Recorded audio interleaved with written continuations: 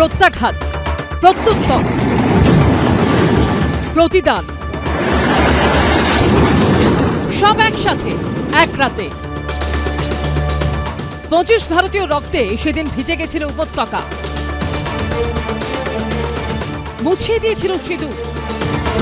সেই রক্তের রঙেই এবার প্রত্যেক রক্তবিন্দুর হিসেব নিল ভারত। মধ্যরাতে হলো অপারেশন সিঁদুর। ধ্বংস করে দেয়া হলো আরেক জঙ্গি সংগঠন জৈশ-ই-মোহাম্মদের হেডকোয়ার্টার। পাকিস্তানের বাহওয়ালপুরে জৈশের মূল ডেরা উড়িয়ে দিল ভারতের সশস্ত্র বাহিনী। এরই সঙ্গে উড়িয়ে দেয়া হলো মুজাফফরাবাদে জৈশের সাইদানা বিলাল ক্যাম্প।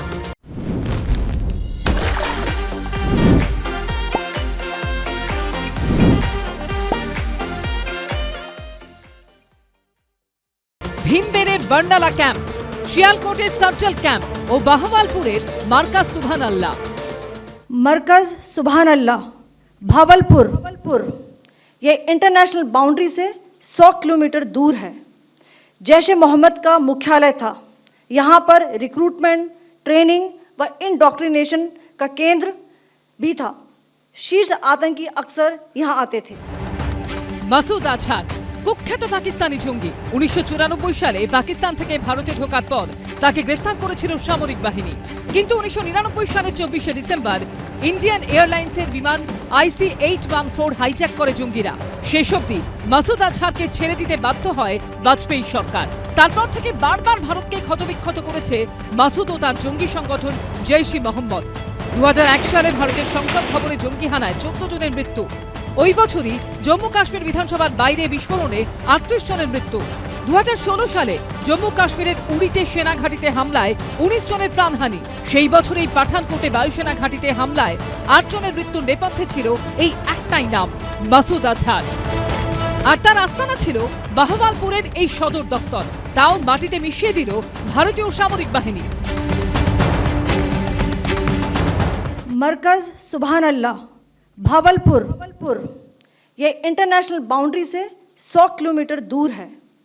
जैश ए मोहम्मद का मुख्यालय था। লাহোর থেকে 400 কিলোমিটার দূরে বাহওয়ালপুর পাকিস্তানের দ্বাদশ বৃহত্তম শহর। 18 একর জমি জুড়ে জৈশের এই ক্যাম্পাস। জৈশের প্রতিষ্ঠাতা মৌলানা মাসুদ আজহারও বাহওয়ালপুরের বাসিন্দা। এই ক্যাম্পাসেই থাকত, আর সেটাই গুঁড়িয়ে দিল সেনা। यहाँ पर रिक्रूटमेंट, ट्रेनिंग व इंडॉक्ट्रिनेशन का केंद्र भी था। शीर्ष आतंकी अक्सर यहाँ आते थे।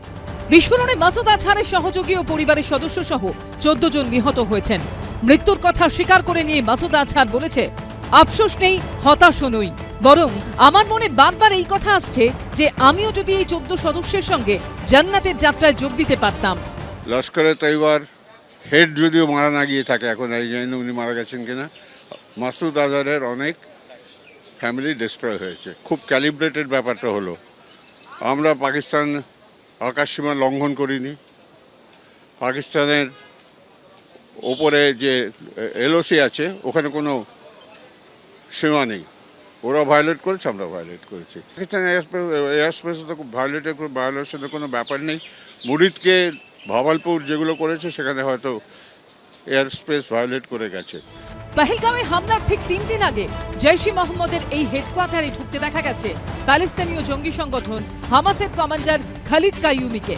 সূত্রের খবর, সেদিন জৈশের হেডকোয়ার্টারে হামাস কমান্ডার কাইয়ুমি ও জৈশ অপারেটর রাউফ আসকারের সঙ্গে বৈঠক হয়। আর এর 19 দিনের মাথায় উড়িয়ে দেওয়া হলো এই আস্ত জঙ্গি দফতরে। পার্থপ্রতিম ঘোষের রিপোর্ট, ABP আনন্দ।